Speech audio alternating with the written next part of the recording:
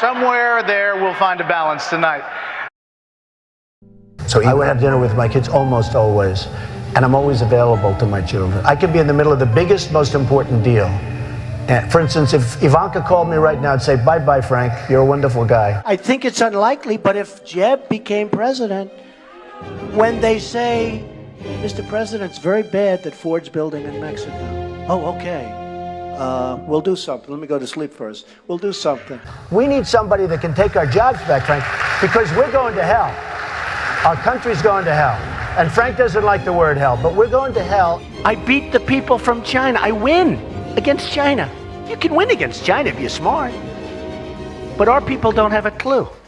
We give state dinners to the heads of China. I say, why are you doing state dinners for them? They're ripping us left and right. Just take them to McDonald's and go back to the negotiating table. Seriously. Well, I heard Hugh Hewitt, a nice man, he apologized because he actually said that we had a misunderstanding, and he said today that Donald Trump is maybe the best interview there is anywhere that he's ever done.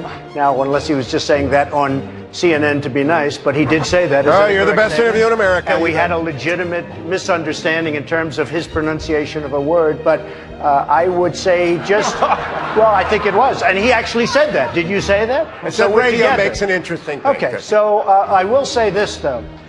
You was giving me name after name, Arab name, and there are few people anywhere that would have known those names. I think he was reading them off a sheet. Fox hasn't touched this. I've been in touch with Kelly, too. And I've been in Let's go. Come on. Gotta go. All right. Gotta go. There's You're screwing up my whole speech this guy. Yeah. Go ahead. There's counterfeit, substandard parts in most of the nuclear plants in the United States. Counterfeit, substandard parts in nuclear plants in the United States. I'm not surprised to hear that. Why? Am I surprised? And some of them have come from China. Now, when I brought... And in airplanes, too, by the way. When I brought this out, the NRC, Nuclear Regulatory Commission, accused me of... And our weapons, we don't even know if they work. To show you how stupid we are, they did a major television program, 60 Minutes, I don't know if anybody saw it, where they go into the silos. The stuff is old, it's rotted, the phone systems don't work, the wires going to the phones are all... They don't even know if it works. And I said, if I were Obama, I wouldn't be showing that. And they got in there because Obama wanted people to see how bad it is so that maybe they could get some money to fix it up. How stupid is this? Our enemies are looking at this stuff with 44-year-old phones and wires that don't work. And the people, they're interviewing the people that are working in these phone systems. And they're saying, no, you can't hear. You can't hear. And I'm saying, can you believe what we're doing? It's like in the war. They were saying, we're going in 2 weeks and we're going to be attacking a certain city. You know what I'm talking about. And we're going to attack, and this is the way we're doing it, and we're going in. And I'm saying, can you imagine the great General Douglas MacArthur or George Patton, any of these great guys, listening to a president say exactly what we're going to be doing? Then I said, you know, that's smart. Because they'll do the opposite. They didn't. It was exactly as he said.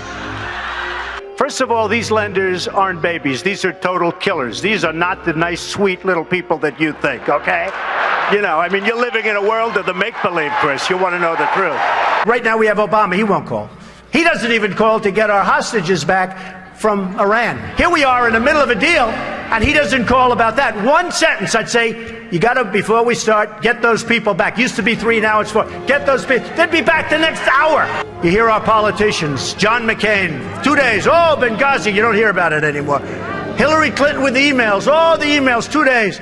I'm more disappointed in the Republicans in many ways. They talk and talk and talk. And I just got back from Chattanooga, too. And I spoke to some Marines there. And guess what happens to Anthony Weiner? A month ago, I see he went to work for a public relations firm. Do you believe it? Now, if you think that Uma isn't telling Anthony, who she's probably desperately in love with, in all fairness to Anthony, because why else would she marry this guy? Can you believe it? Can't see straight. But if you would... I got involved because I'm in the nursing home profession. Okay, come on, you know, I gotta go. Hey, come on. Oh, wait a minute. No, let me finish this. Okay.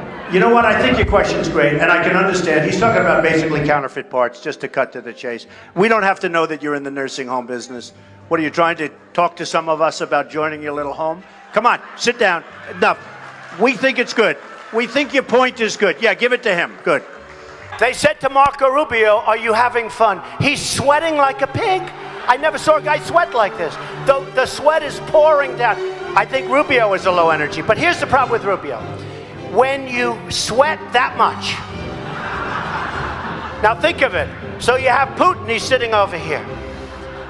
And he's waiting to kill the stupid Americans because he's been just destroying us so badly. So he figures, and a guy walks in and he's soaking wet and sweating. Hello, can I have some water? And Putin's sitting there, what the hell kind of stuff is this? This is not exactly a poker player, folks. John McCain goes, oh boy, Trump makes my life difficult. He had 15,000 crazies show up, crazies. He called them all crazy. I said, they weren't crazy. They were great Americans. These people, if you would have seen these people, I know what crazy is. I know all about crazies. These weren't crazy. So he insulted me, and he insulted everybody in that room. And I said, somebody should run against John McCain, who has been, in my opinion, not so hot. And I supported him. I supported him for president. I raised $1 million for him. It's a lot of money. I supported him. He lost. He let us down. But, he lost. So I never liked him as much after that, because I don't like losers. But Frank, let me get to it. He hit me.